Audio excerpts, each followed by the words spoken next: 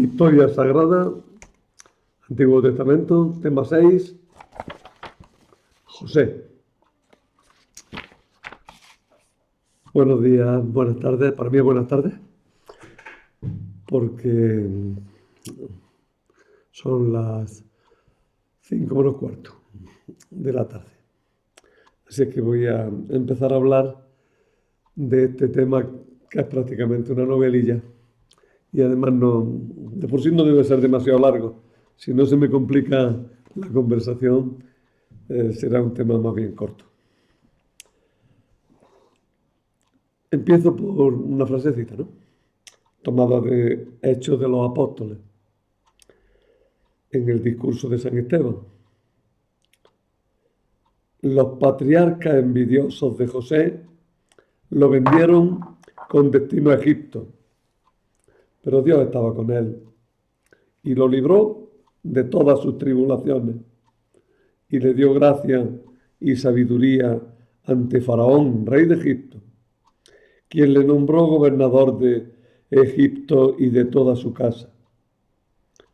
Sobrevino entonces en todo Egipto y Canaán hambre y gran tribulación.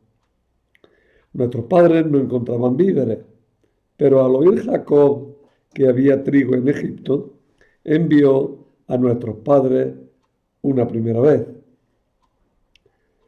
La segunda vez, José se dio a conocer a sus hermanos y conoció Faraón el linaje de José. José envió a buscar a su padre, Jacob, y a toda su parentela, que se componía de 75 personas. Jacob bajó a Egipto, donde murió él y también nuestros padres.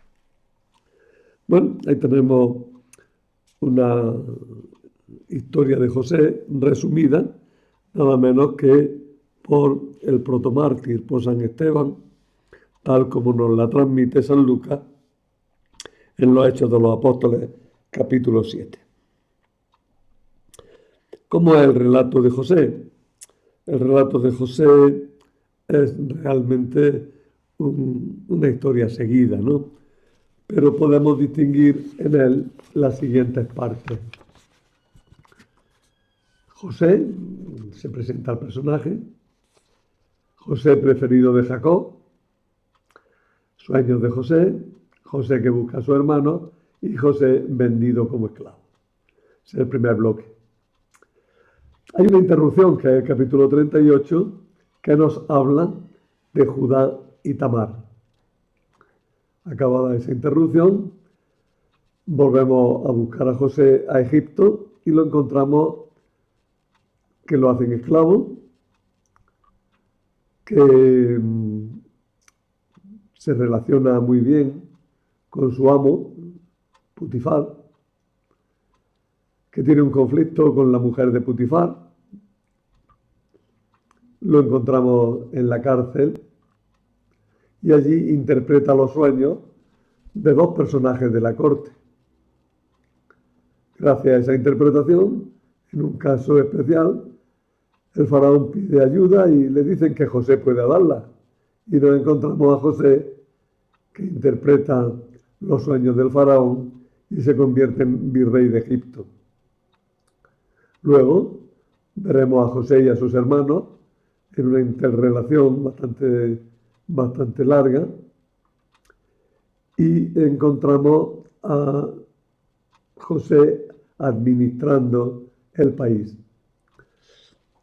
El capítulo 47 es el final de la historia de Jacob, y del 47 al 50.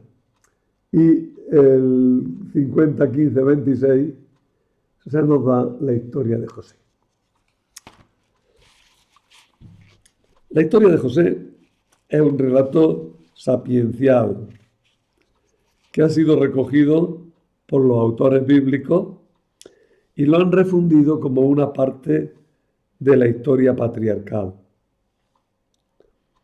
El personaje, que es un sabio perfecto, ahora es también un patriarca, padre de dos de las tribus más importantes de Israel, las tribus de Efraín y Manasés.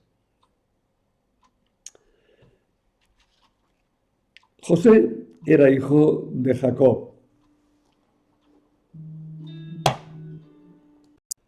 He interrumpido porque me ha llamado el señor director, que estas clases se van a hacer en directo.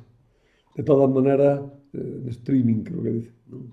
De todas maneras, hoy la grabo ya entera y os la mando y ya os explicaremos cómo tener los enlaces para la clase en directo, que será como el año pasado. Así es que ahora mismo hoy seguimos como estábamos y por eso sigo adelante. No me acuerdo muy bien por dónde iba siquiera, pero digo que estamos hablando de que José era el hijo preferido de Jacob. Era hijo de Jacob y Raquel y sus hermanos le tenían una gran envidia. El padre regaló a José una lujosa túnica de colores o sin costura, según traducen algunos.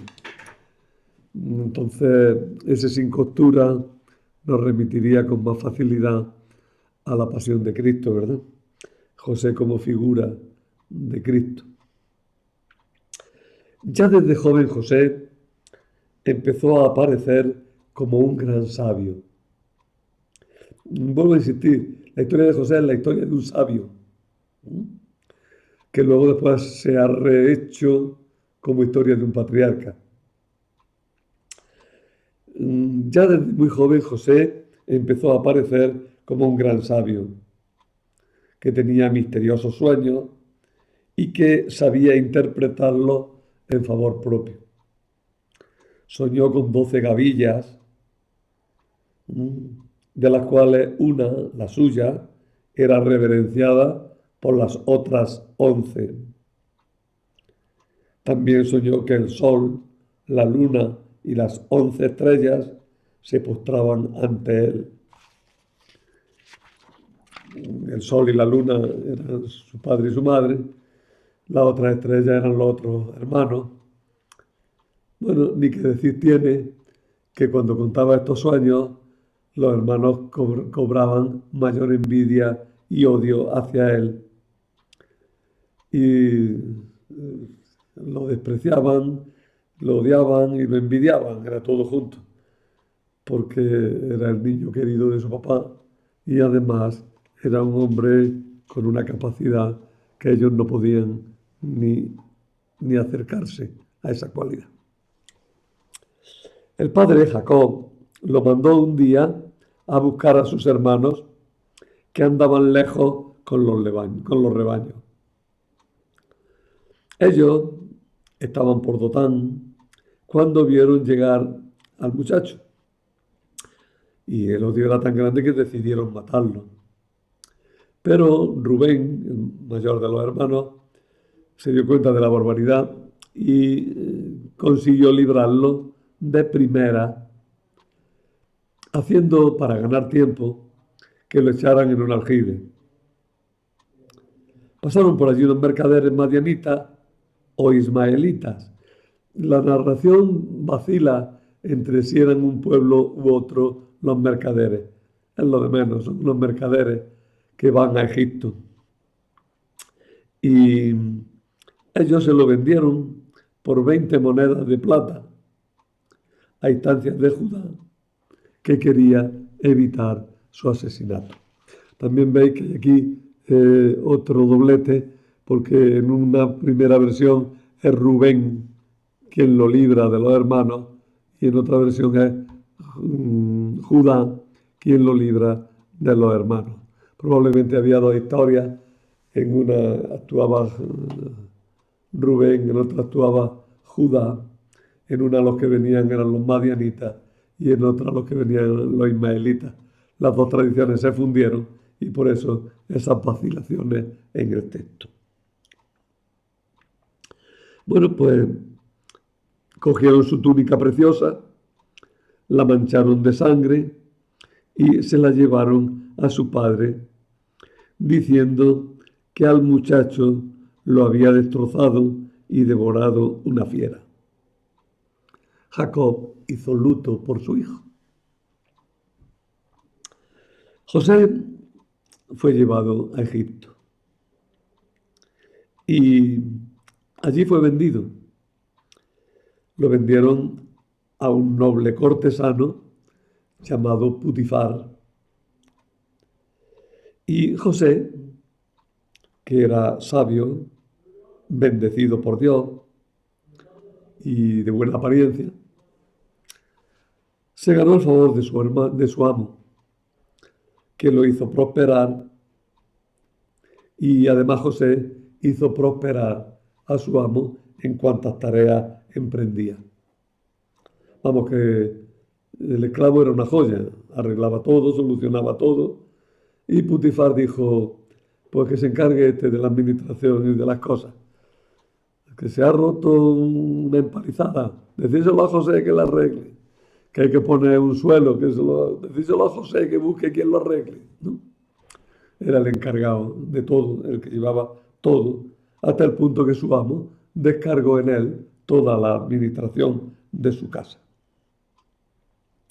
Como era de buena apariencia, se mete aquí otro tema normal en las historias sapienciales, que es el tema de la mujer adúltera, seductora y vengativa.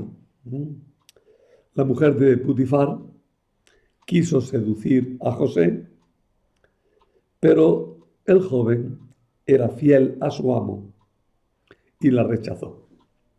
Fijaros que el punto no está en lo sexual mismo, ¿no? Sino en la fidelidad. José es fiel a su amo y por tanto no lo quiere traicionar, aunque aparezca como que lo ha traicionado, pero no quiere traicionar a su amo. Es un hombre fiel y la rechaza. Ella, despechada, lo acusó de intentar forzarla y José dio con sus huesos en la cárcel. Ya os digo que este tema es un motivo literario que aparece por muchas literaturas y continuamente yo creo que sigue apareciendo incluso en las películas de una forma o de otra. Y en las historias más actuales con unas mentalidades muy distintas porque ya no estamos ni por parecido en una sociedad patriarcal como aquella. Por su sabiduría y por estar dotado de bendición. Es que tiene todo el muchacho.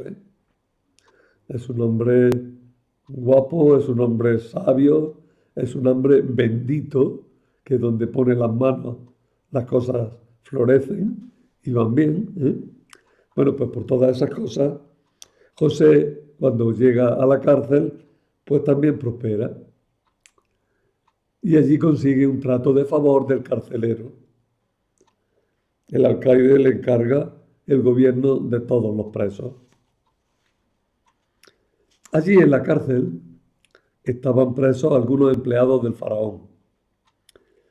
José fue destinado a servirlos y se mostró también intérprete de sueños con ellos.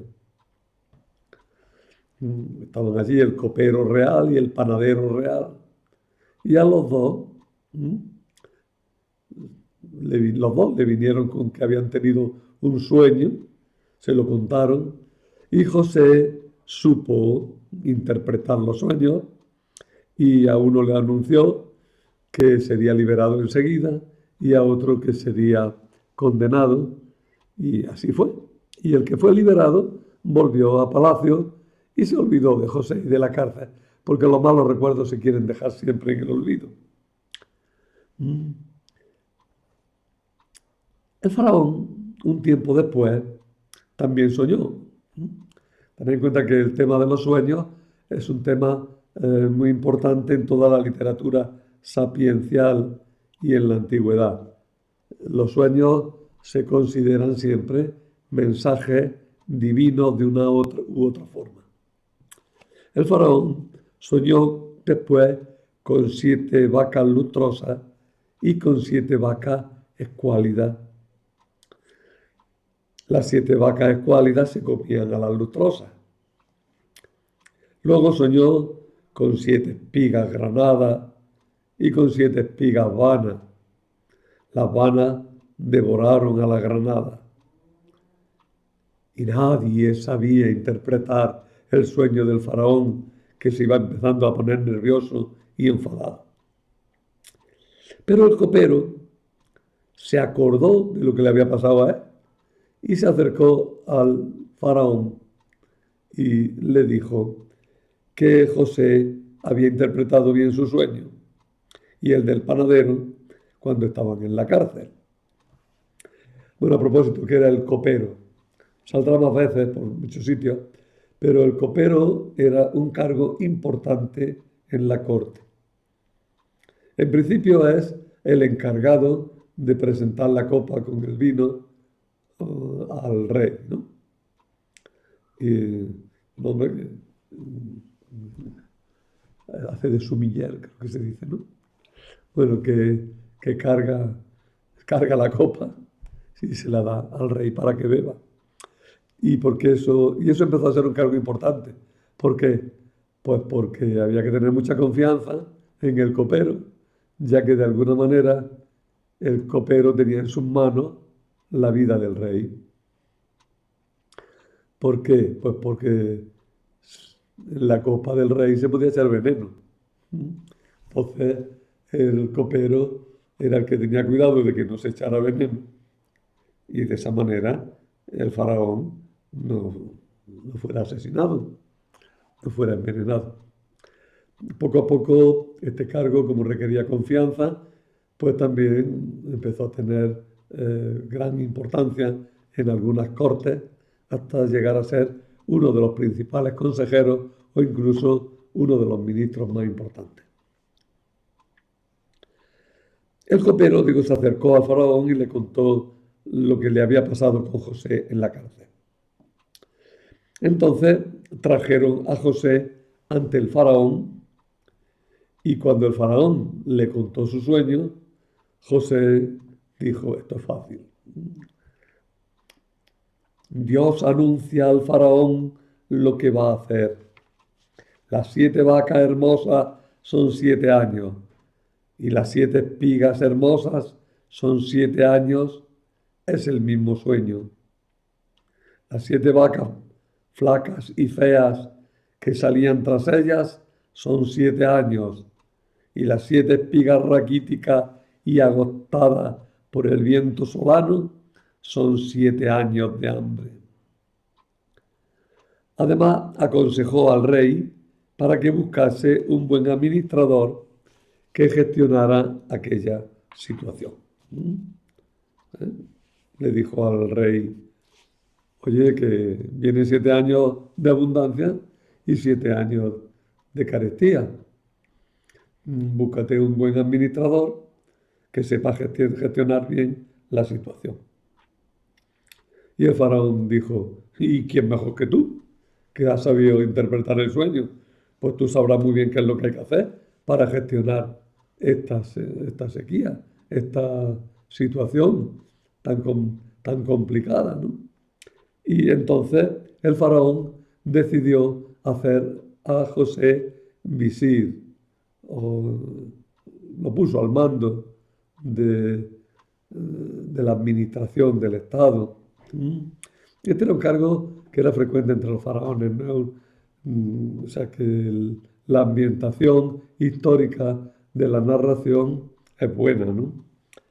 Y el faraón decidió hacer a José virrey, ya que había demostrado ser un hombre sabio. Le cambió el nombre, llamándolo Zatanaz Panej. Cambiar el nombre significa cambiar la función. Es ser un hombre nuevo, un hombre distinto, ¿verdad? Y le dio una esposa egipcia llamada Asenat, hija de Potipera, sacerdote de On. Veis que se dan muchos detalles que ambientan muy bien la historia. Los nombres también escogidos y la situación está también muy bien descrita. Se dice que José tenía 34 años y pronto tuvo dos hijos, llamados Manasés y Efraín.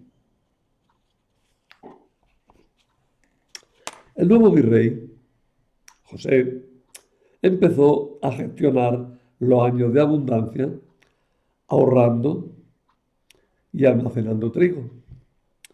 Cuando llegó el hambre anunciada, no solo tenía trigo para los egipcios, sino que pudo vender a los extranjeros que venían de lejos a adquirirlo. La hacienda real prosperaba. Jacob, mientras tanto, en Palestina, estaba sufriendo aquella hambruna que había caído por toda la gran región, por el mundo entero. ¿Eh? Y entonces Jacob mandó a sus hijos a comprar alimentos a Egipto. Pero cuando mandó a sus hijos, le dijo a Benjamín, al más pequeño, que se quedara con él. Porque el viejo pensó que si a estos les pasa algo, que por lo menos me quede y me quede el que más quiero. Los hijos de Israel y Jacob es lo mismo, llegaron a Egipto y se presentaron a José para hacer la compra. José los reconoció, pero ellos, claro, no lo reconocieron a él. No se dieron cuenta de que era su hermano. Además, José, astutamente, no le habló en su lengua, sino que hablaba en egipcio y por medio de intérprete, jugando con gran ventaja, porque se enteraba de lo que ellos decían, y ellos tenían que escuchar la interpretación de lo que decía José.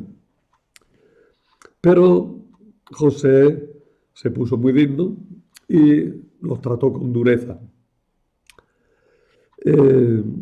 Los acusó incluso de ser espías. Ellos insistieron en que había hambre en su tierra, en que su padre los había mandado a buscar víveres a Egipto, y añadieron: nosotros, tus servidores, éramos 12 hermanos, hijos del mismo padre en la tierra de Canaán. El menor se ha quedado con nuestro padre, el otro desapareció. José entonces los puso a prueba, exigiéndoles que dejaran un rehén, que volvieran a Canaán a llevar el trigo y a recoger a Benjamín. Pero sin que se dieran cuenta, mandó meter el dinero del precio en cada saco. Cuando ellos ya iban de camino y tuvieron que mirar los sacos, se dieron cuenta de que el dinero había vuelto con ellos. Se lo contaron a Jacob y se asustaron todos mucho. Después de algún tiempo, seguía el hambre.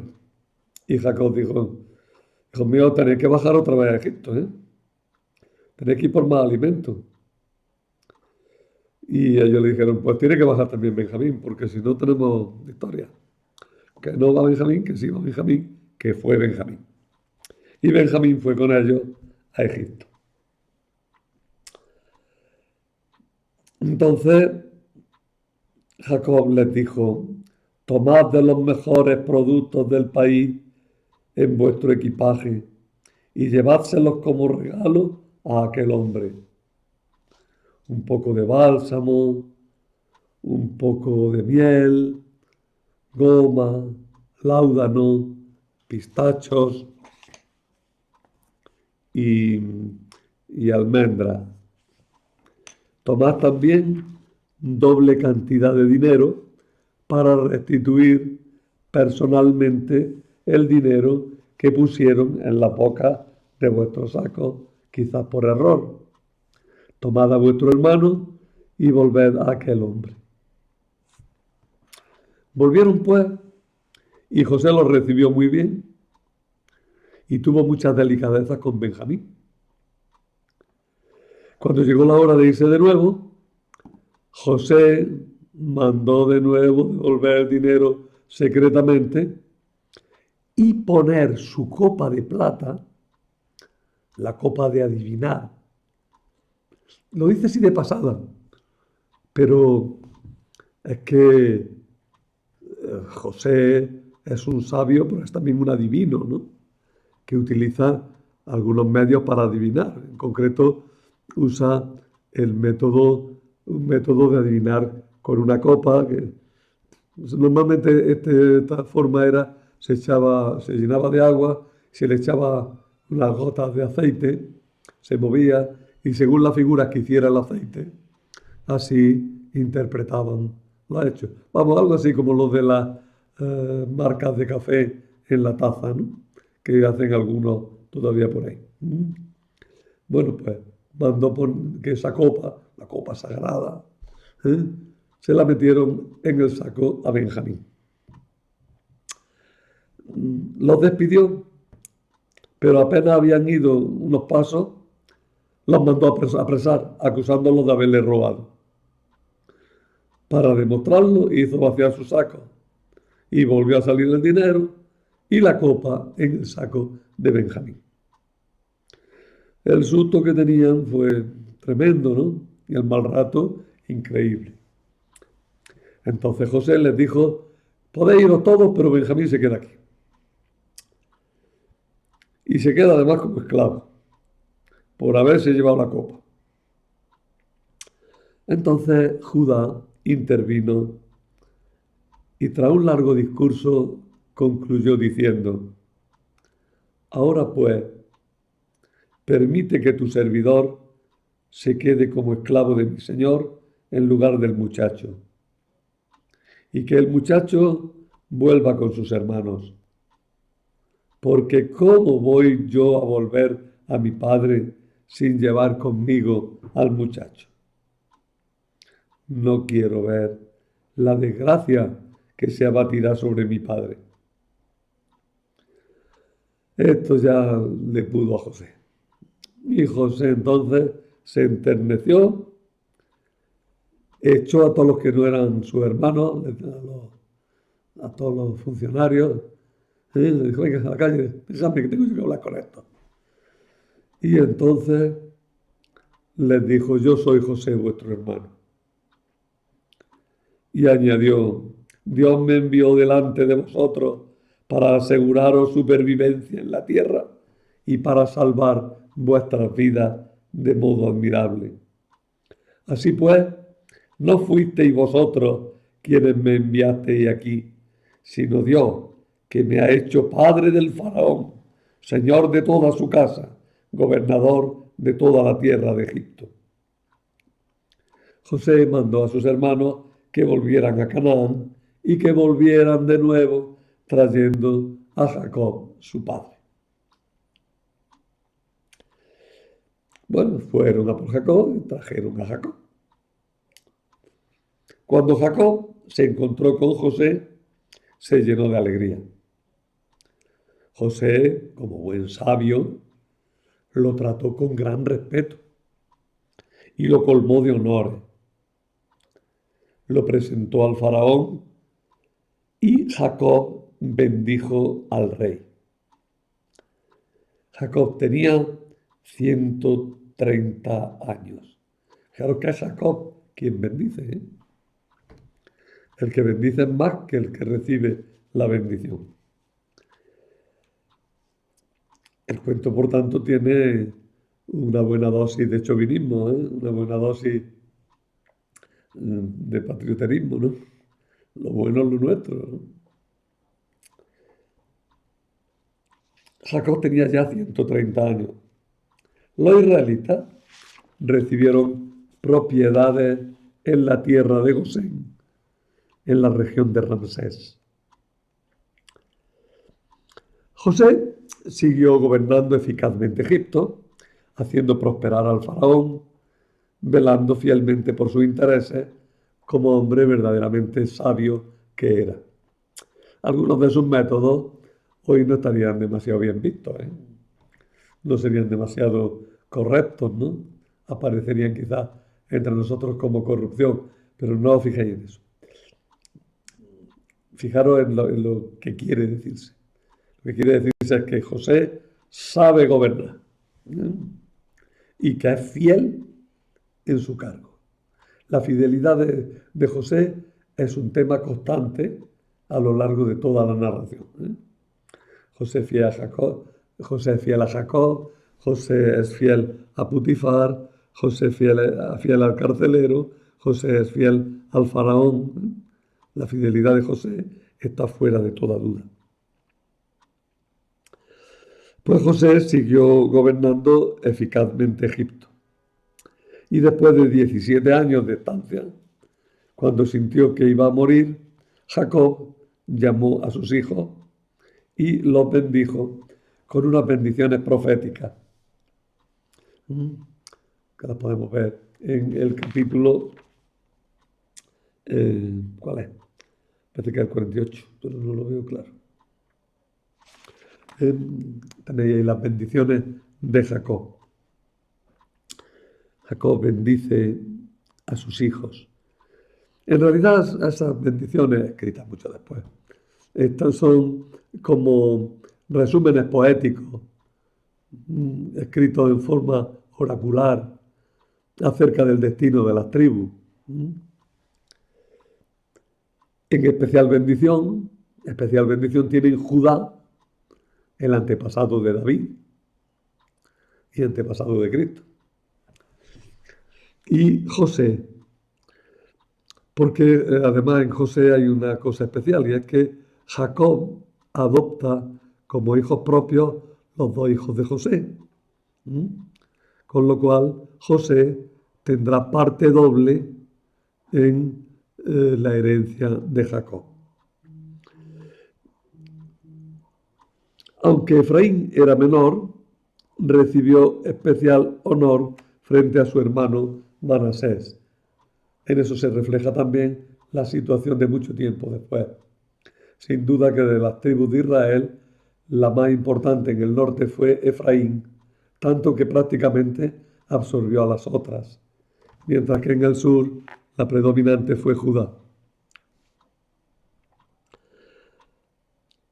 Murió Jacob después de pedir a José que lo enterraran en Canaán.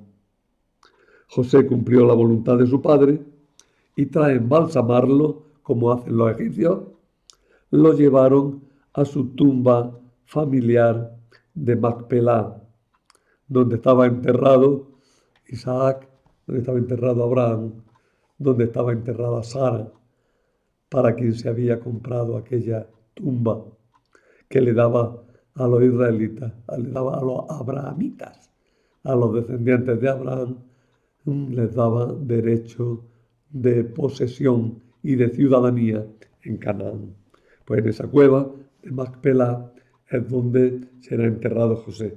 Hay una tradición divergente que aparece en otro capítulo, según la cual Jacob habría sido enterrado cerca de Siquem. Bueno, pero a Jacob, que ya está embalsamado, lo llevan con una grandiosa procesión para enterrarlo en su tierra. José prometió a sus hermanos que los cuidaría,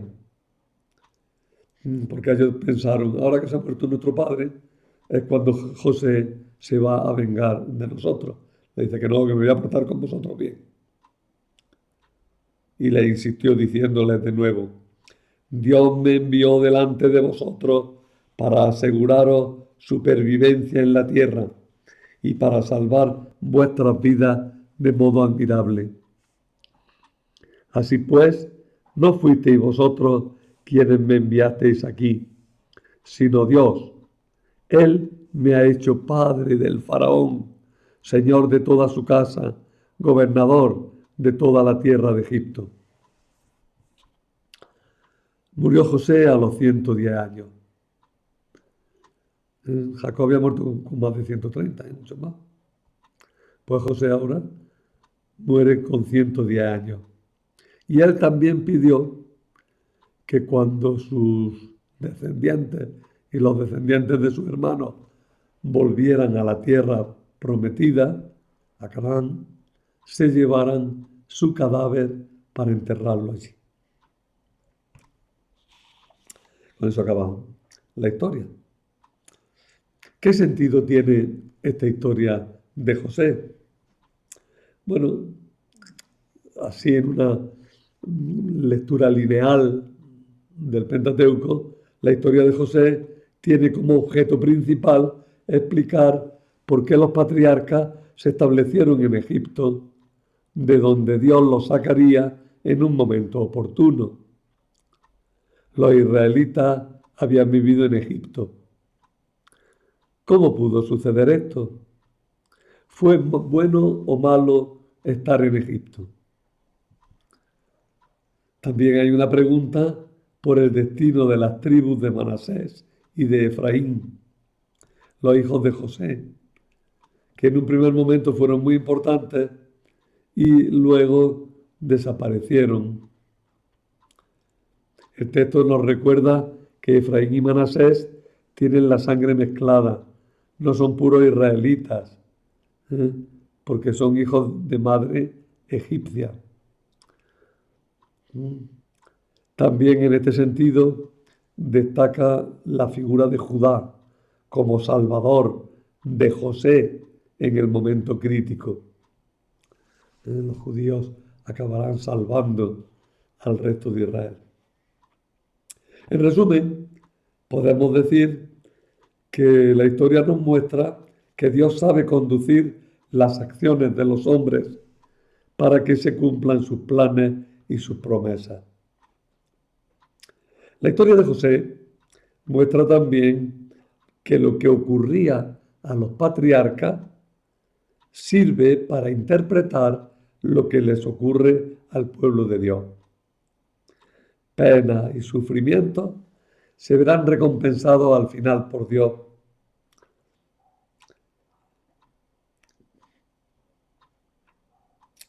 Si el pueblo es fiel y si cumple la ley de Dios. José es figura de Jesucristo, que es sacrificado injustamente por sus hermanos, los demás hombres, se convierte en causa de salvación al ser glorificado por su Padre. Algunos detalles de la historia de José concuerdan bien con los relatos de la pasión. Vendido por sus hermanos, las monedas, la túnica preciosa. En el plano de la moral personal se destaca que Dios protege al justo y lo guía en sus caminos. Los triunfos y las pruebas por las que va pasando cada hombre perfeccionan al justo, que si persevera en hacer el bien, al final verá recompensada su inocencia. Esta es la historia de José y este es su sentido. Se utiliza, incluso en el catecismo, se utiliza esta historia de José también para explicar una de las respuestas al sentido que tiene el mal. El mal muchas veces puede ser ocasión de un bien mayor. Y entonces hay que esperar a ver la película entera antes de decir si este mal realmente fue algo dañino o al revés se convirtió en algo beneficioso. He puesto unas ilustraciones tomadas de Owen Jones y os pongo ahí en los papeles, de dónde he tomado esas ilustraciones y dónde se pueden ver más. La primera no, la primera es un cuadro clásico, pero las interiores sí son. Tenemos ahí a José soñando con las estrellas, ¿no? Él es la estrella importante. a José vendido como esclavo, y que está al revés. A José vendido como esclavo, que tienen en las manos la túnica de colores, y los mercaderes, cómo se van a llevar al muchacho. Aquí tenemos a José entre los esclavos en la cárcel, que son muy bonitas, por eso las estoy enseñando. Aquí tenemos a Jacob delante del faraón.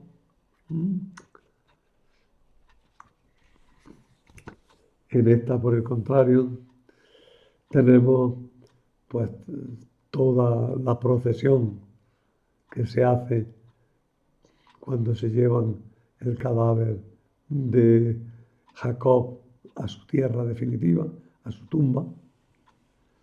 Veis que es una colección bastante bonita de imágenes. Aquí ha quedado otras pocas.